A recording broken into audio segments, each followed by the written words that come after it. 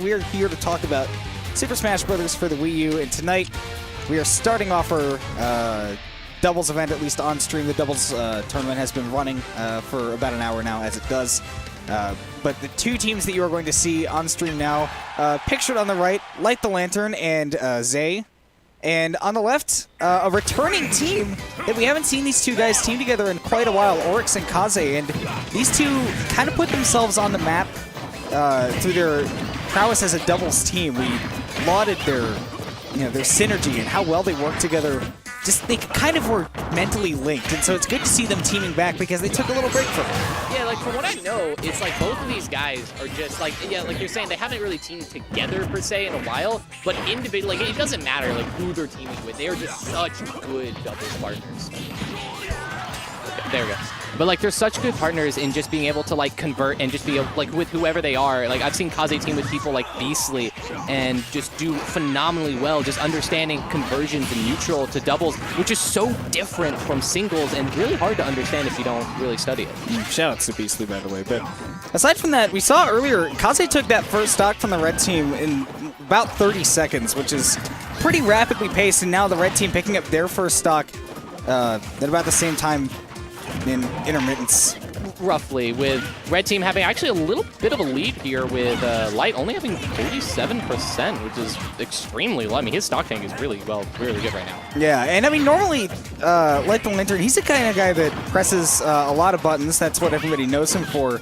And so, therefore, usually when he teams in doubles, he's the kind of guy that takes the front line. But when you got a guy like Zay, who is also very technical, also likes to press a lot of buttons, and is playing a faster character than you are in box, he's the kind of guy that's going to be taking the front line. Granted, that's why he lost that first stock so quickly, but you can see that it's working out very well for the red team because they're both sitting at kill percent since the other team has a Ryu, but, I mean, they're in the lead stock-wise. Yeah. Can't complain about that. Yeah, I mean, and, you know, Zay's going to be dying really early, too, just because he's Fox, so regardless of whether or not he's, approaching a whole lot, he's just going to get tapped by Ryu, and there he goes!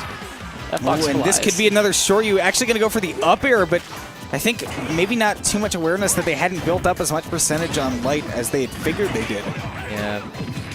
Definitely trying to. It looks like Kaze is doing a really good job just going back and forth between both these teammates. And he just passed Zay off to Orex and then immediately caught Light and just was like, all right, I'm taking him now. Kaze does not get overwhelmed in doubles. He does a great job of holding his own. And there's that stock tank coming in. Zay has lost 3 stocks, Light the Lantern none so far. How is this even? Well, just a second ago they had a stock lead. Well, Matrakuda, doubles is a turbulent matter. And Light the Lantern going for the Kimona. Back when I played Corrin, that is exactly what I did. And look at Light the Lantern, saving his teammate with that pin, not letting Orex get any edge guards set up. Oh my.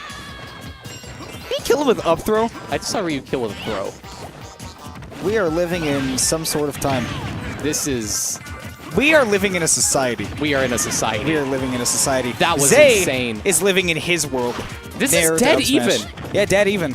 No, doubles, it can look very turbulent some ways, but then you look at the percentages, you get a couple of Ryu Shoryus, and you're like, oh, this is actually in the blue team's favor by a wide margin right now. Exactly. I really like what we're seeing right now. What I'm noticing from a little bit of an interaction, at least, is Kaze and Orex is doing a really good job of passing off red team to each other and just really get worked on those percents. That's why you see Zay all of a sudden 100% and gone off the top of the screen, just deleted. Because look at these combos. They're so good coming up from the blue team. But I saw a lot of Light and Zay trying to constantly save each other as opposed to focusing on that damage, which may have just been an unfortunate set of circumstances. But it's definitely what's brought the blue team this return and comeback. And I think a lot of that comes from the fact that these two members of the blue team are playing very hit stun heavy characters. Ryu puts on a lot of hit stun.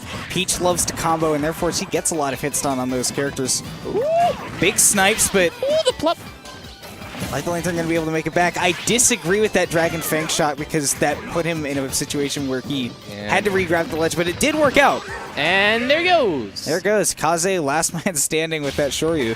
Phenomenal set coming out from from blue team there. They were down by, I think, like over a full stock, and it was really looking good for a red team there. And then they just, I don't know what happened. They somehow came back, and then they just won. Like he said, it was all about the fact that blue team was just putting on so much damage, right? And you look at the red team, and this isn't a low damage output team, but it's more about taking control of the game for the red team. And blue team really had control the whole time. They had control of the stage, and Corrin in advantage is one of the best advantage states in the game, but Corrin in disadvantage has her problems getting out of it sometimes. And I think what we're going to be seeing a lot from this team composition is, I think blue team, like what we saw last game, is going to be really trying to focus on passing their opponents to each other, getting a lot of conversions, and red team's going to really be focusing on juggling because that's where their characters are really strong.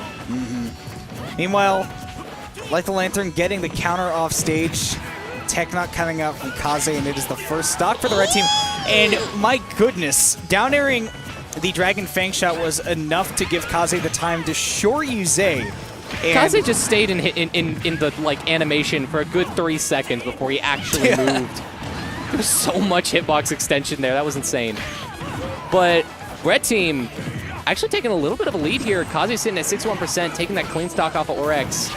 The big thing right now, though, is that they have control of the stage, and Zay trapped on the side, who tries to go for the Firefox off the top.